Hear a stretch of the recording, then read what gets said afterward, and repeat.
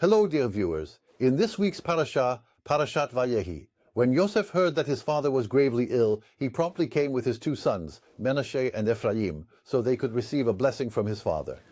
And when his father heard that this is Menashe and that one is Ephraim, he crossed his hands with the intention of placing his right hand upon Ephraim, the younger brother, and his left hand upon Menashe, the firstborn. Interestingly, Onkelos calls this crossing of hands a wise action, as if he directed his hands with purpose.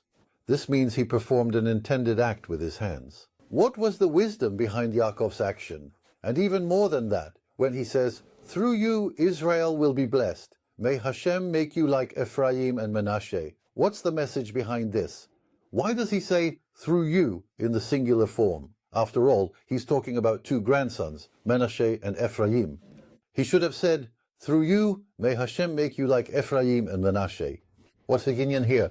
There's a profoundly interesting connection, as stated in the esteemed name of the Terumat Hadeshen, which is also elaborated upon in the book called Otzer Ephraim. The Terumat Hadeshen says that the fundamental link between these blessings Yaakov bestows upon his grandsons is intricately tied to the blessings Yaakov himself obtained instead of Esav. In Yitzhak's household, there was a significant dispute between Yitzhak and his wife Rivka. Yitzhak strongly maintained that the blessings ought to be bestowed upon Yaakov. Why? Because even though Yaakov was indeed worthy, if Hashem had intended for Yaakov to receive the blessings, he would have decreed that Yaakov would be born as the firstborn. The very fact that Esav was the firstborn signifies that it was Hashem's will for Esav to receive the blessings. But Rivka told him, no, the criterion for receiving blessings isn't measured by who was born a few minutes earlier or later. That's not it. Who's worthy of the blessings is the point. Since Yaakov is worthy of the blessings, give him the power of blessing, so that he may also succeed in blessing others. That same dispute existed between Yaakov himself and Esav. Esav says, "You stole my blessings." Yaakov replied, "No, I was worthy of receiving the blessings. You are the firstborn, but not every firstborn is the most distinguished. Not every firstborn is the chosen one. I was chosen, and the blessings came to me not through theft, but through justice." In any case, a persistent doubt bothered Yaakov's heart. Maybe I didn't rightfully earn these blessings, so I don't deserve to give blessings. He thought the power of blessing was not truly meant for him.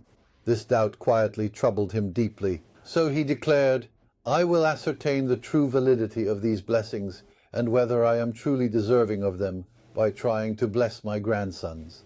He deliberately crossed his hands with a wise intent. He wished to ascertain if Menashe would then object, saying, "Grandfather, why do you place your left hand upon me? I'm the firstborn. Why do you favor Ephraim, my younger brother, over me?" If he would have protested, it confirms the firstborn truly deserves the blessing.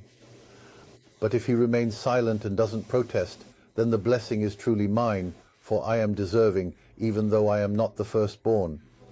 And so, when Yaakov crossed his hands, placing his right hand upon the younger brother, Ephraim, and his left hand upon Menashe, he remained silent and yielded. Indeed, Menashe was essentially conveying to his grandfather Yaakov, "Understand this, I am not the one who truly deserves this blessing. Understand this, although I am the firstborn, I should not be the one to receive the blessing. You should definitely prefer Ephraim over me." Therefore, when Yaakov witnessed Menashe's yielding, he interpreted it as a divine confirmation. It signified that the blessings he had received from his father Yitzhak, which favored him over Esav, were not ill-gotten gains, but rather a heavenly endorsement, validating his worthiness to bestow the power of blessing upon others. Therefore, Yaakov says to Menashe, "Because of you, through your action, everything truly hinged on your decision.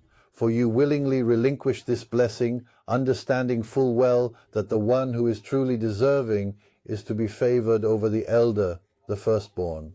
I have received the power to bless. It was all thanks to you, and therefore may Hashem make you like Ephraim first, and Menashe after. Shabbat Shalom."